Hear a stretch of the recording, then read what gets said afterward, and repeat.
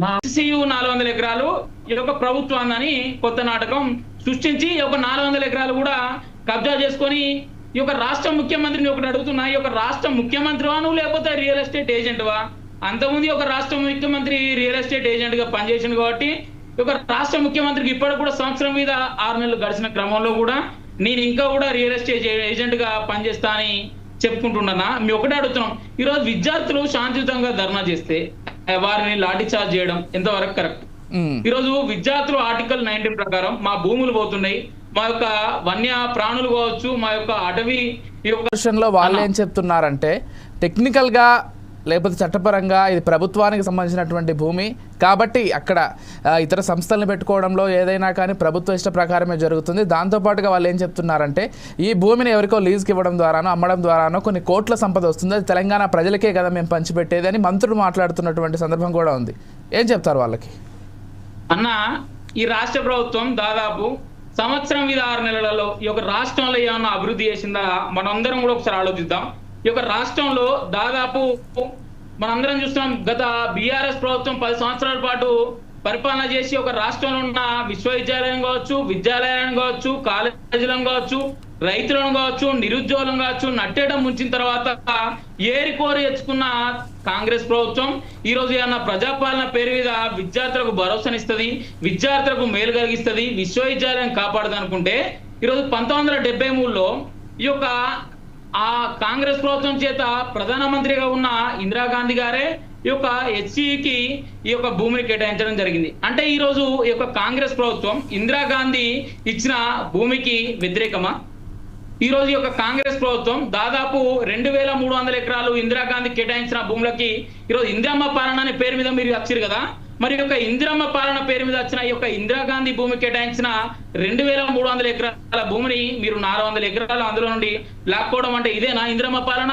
ఒక్కసారి యొక్క కాంగ్రెస్ పార్టీలో ఉన్న రాష్ట్ర ముఖ్యమంత్రి కావచ్చు, ఈ యొక్క ప్రజాప్రతినిధి కావచ్చు సమాధానం చెప్పాలి. ఇప్పటికైనా మేము ఒకటే అడుగుతున్నాం, ఈరోజు 1969లో ప్రత్యేక తెలంగాణ ఉద్యమంలో ఈ యొక్క రాష్ట్రంలో కూడా తెలంగాణ ఉద్యమం ఒక ఉవ్వెత్తున లేచిన క్రమంలో దాదాపు 370 మంది ఆత్మ బలిదానాలు చేసుకొని తుపాకీ తూకాలకు కూడా ఒక ప్రజలు ఆత్మ బలిదానం చేసుకున్న క్రమంలో అప్పుడున్న ప్రధానమంత్రి ఒక ప్రత్యేక తెలంగాణ ఉద్యమాన్ని దారి తప్పియడానికి ఒక తెలంగాణ రాష్ట్రంలో కూడా ఒక యూనివర్సిటీని ఏర్పరచుకోవాలి అనే క్రమంలో 1973లో ఏర్పడినది హైదరాబాద్ సెంట్రల్ యూనివర్సిటీ. ఒక హైదరాబాద్ కు ఒక ఇందిరాగాంధీ అప్పుడున్న ప్రధానమంత్రి యొక్క భూమిని కేటాయించింది.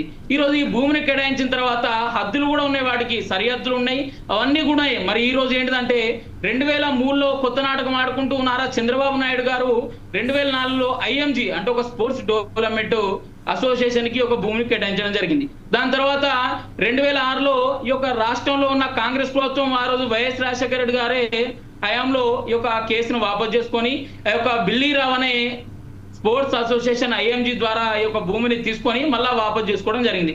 అంటే ఇప్పుడు 1973 నుండి 2004 వరకు ఈ యొక్క భూములు రాష్ట్ర ప్రభుత్వానయ్యా, హైదరాబాద్ సెంట్రల్ యూనివర్సిటీయా ఈ యొక్క రాష్ట్ర ప్రభుత్వం మనందరికి కూడా సమానం చెప్పాల్సిన అవసరం ఉంది.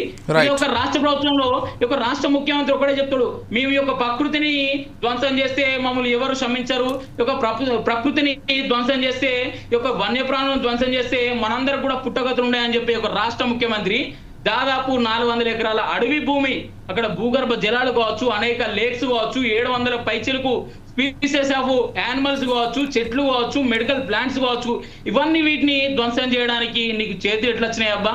ఒక్కసారి మీ ఒకటే అడుగుతున్నాం, ఒక రాష్ట్ర ముఖ్యమంత్రి ఒక తెలంగాణ రాష్ట్రంలో ఈరోజు రియల్ ఎస్టేట్ బ్రోకర్ గా ఉన్నాడా, ఒక రాష్ట్రంలో విశ్వవిద్యాలయాలను డెవలప్ చేయడానికి ఉన్నాడా? స్వయాన విద్యాశాఖ మంత్రి కూడా ఈ యొక్క రాష్ట్ర ముఖ్యమంత్రి దగ్గర ఉంది. అంటే రాష్ట్ర ముఖ్యమంత్రి దగ్గర విద్యాశాఖ మంత్రి ఉంటే నేను ఎక్కడెక్కడ విశ్వవిద్యాలయం భూములు కబ్జాలు చేయొచ్చు, రియల్ ఎస్టేట్ ఏజెంట్ గా మాదిరిగా కావచ్చు అని సమానం చెప్తా అన్న. ఒకటే ఎగ్జాంపుల్, అగ్రికల్చర్ యూనివర్సిటీ భూమి తీసుకోవడంలో కూడా ఈ యొక్క రాష్ట్ర ప్రభుత్వం ముందుకు చొరవ తీసుకొని 100 ఎకరాల భూమిని అగ్రికల్చర్ యూనివర్సిటీకి తీసుకొని హైకోర్టు కేటాయించడానికి పెట్టుకుంది. ఈ రోజు ఈ యొక్క 400 ఎకరాల భూమి కూడా ఆ విధంగా అవుతుంది. హైడ్రా పేరు పేద భూములను కూడా